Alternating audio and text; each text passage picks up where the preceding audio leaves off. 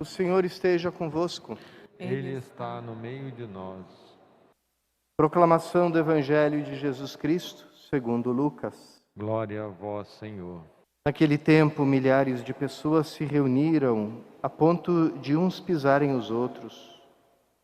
Jesus começou a falar primeiro aos seus discípulos: Tomai cuidado com o fermento dos fariseus, que é a hipocrisia. Nada há de escondido que não venha a ser revelado, e não há nada de oculto que não venha a ser conhecido. Portanto, tudo o que tiverdes dito na escuridão será ouvido à luz do dia, e o que tiverdes pronunciado ao pé do ouvido no quarto será proclamado sobre os telhados. Pois bem, meus amigos, eu vos digo, não tenhais medo daqueles que matam o corpo, não podendo fazer mais do que isto. Vou mostrar-vos a quem deveis temer. Temei aquele que, depois de tirar a vida, tem o poder de lançar-vos no inferno. Sim, eu vos digo, a este temei. Não se vendem 5 pardais por uma pequena quantia. No entanto, nenhum deles é esquecido por Deus. Até mesmo os cabelos de vossa cabeça estão todos contados. Não tenhais medo, vós valeis mais do que muitos pardais. Palavra da salvação. Glória a vós, Senhor. Queridos irmãos e irmãs, a palavra de Deus hoje nos fala de realizar as nossas obras na autenticidade do nosso coração, não pensando naquilo que vai agradar ou desagradar os outros, pensar naquilo que, segundo as aparências, os outros vão admirar, mas olhando para dentro do nosso próprio coração, nos perguntar, escutar o Espírito Santo, perguntar o que é agradável a Deus, qual é a vontade dEle na nossa vida, e procurar realizar isso no nosso coração. Esse é o caminho da autenticidade, o caminho da pessoa que é verdadeira a partir do seu íntimo, do seu coração. Como é importante para um cristão essa atenção ao coração, não no sentido dos sentimentos. Às vezes, quando fala no coração, a gente pensa nos sentimentos, mas aquele sentido bíblico de coração, que é o centro mais profundo da pessoa, mais verdadeiro, ali onde você não tem divisões, não é a inteligência por um lado, o coração os sentimentos para o outro, a fé para um lado, a razão para o outro, mas aquele lugar onde, por assim dizer, nós somos um só, aquele centro mais profundo, pessoal, de nós mesmos. E ali, nesse coração, que existe esse santuário onde só o Espírito Santo e nós temos entrada.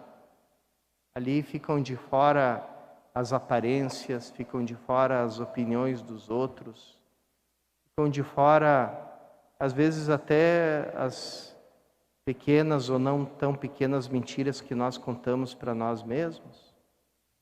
E ali, naquele lugar, naquele santuário mais íntimo de nós, Deus nos espera para nos falar. Toda pessoa que recebeu o batismo é templo do Espírito Santo. Portanto, o Espírito Santo está ali nos esperando para começar um diálogo lá no fundo do nosso coração. Foi esse Espírito Santo e foi esse coração iluminado, povoado pelo Espírito Santo, que guiou Santa Teresa, essa mulher tão forte, tão autêntica, tão verdadeira.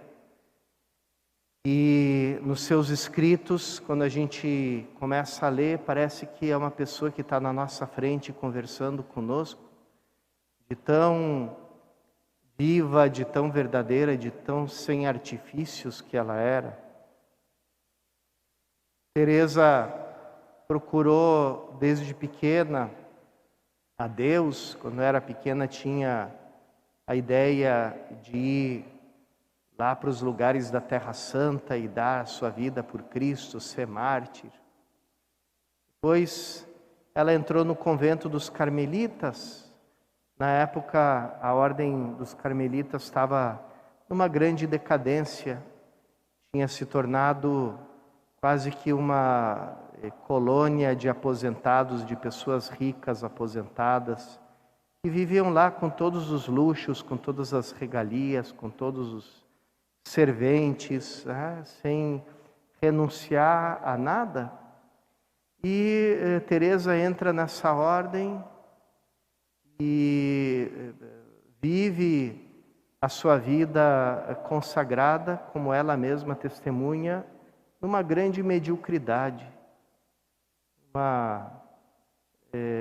sempre procurando o mínimo esforço, o mínimo trabalho, até que lá pela metade da vida, ali pelos seus 40 anos, entra numa grande crise, uma crise que tem até aspectos físicos, né? Tem um momento que ela é dada como morta, passa vários dias, né, sendo velada como morta, depois desperta, fica um longo tempo em recuperação, e ali começa esse diálogo profundo no Espírito Santo que habita o coração de Teresa. Ali ela resolve viver de uma forma autêntica. Se ela deixou tudo para se consagrar a Cristo, ela não pode mais compactuar com a mediocridade. Então, resolve viver uma vida radicalmente de Cristo, seguindo a Ele na pobreza, na austeridade, na consagração total do seu coração a Ele. E a partir dessa experiência, se começa a reformar a partir de dentro aquela ordem dos carmelitas, e nasce esse ramo que é hoje espalhado por todo o mundo, os carmelitas descalços, que o primeiro sinal dessa radicalidade era justamente o andar descalço. E a partir daí começa uma rica espiritualidade que Santa Teresa deixa. Junto dela também entra a reforma do ramo masculino do Carmelo, com São João da Cruz. E Teresa e João da Cruz deixam uma obra de espiritualidade, de mística, de profunda experiência da graça de Deus, da santidade que vive em cada batizado e que vai nos transformando se a gente procura viver de forma autêntica a nossa condição cristã. Por isso, no dia de hoje, olhando, por exemplo, de Santa Teresa de Ávila, a gente sente o convite no coração de dizer: não tenhamos medo de sermos cristãos autênticos, não tenhamos medo de entrar no santuário do nosso coração para escutar o que o Espírito Santo quer dizer para nós. Não tenhamos medo de que o Senhor renove, transforme a nossa vida, até mesmo radicalmente. Se Ele quiser que nós deixemos tudo para segui-lo, não tenhamos medo desse convite. Procuremos ser fiéis a esse coração e àquele que fala dentro desse coração, o Espírito Santo de Deus. E assim nós vamos encontrar o rumo, o sentido da nossa vida e a verdadeira reforma de toda a Igreja, porque a verdadeira reforma da Igreja, mais do que com reuniões, do que com congressos, do que com convênios, do que com discursos, se realiza através da vida dos santos, que nunca cessam de aparecer, seguindo fielmente o chamado de Cristo.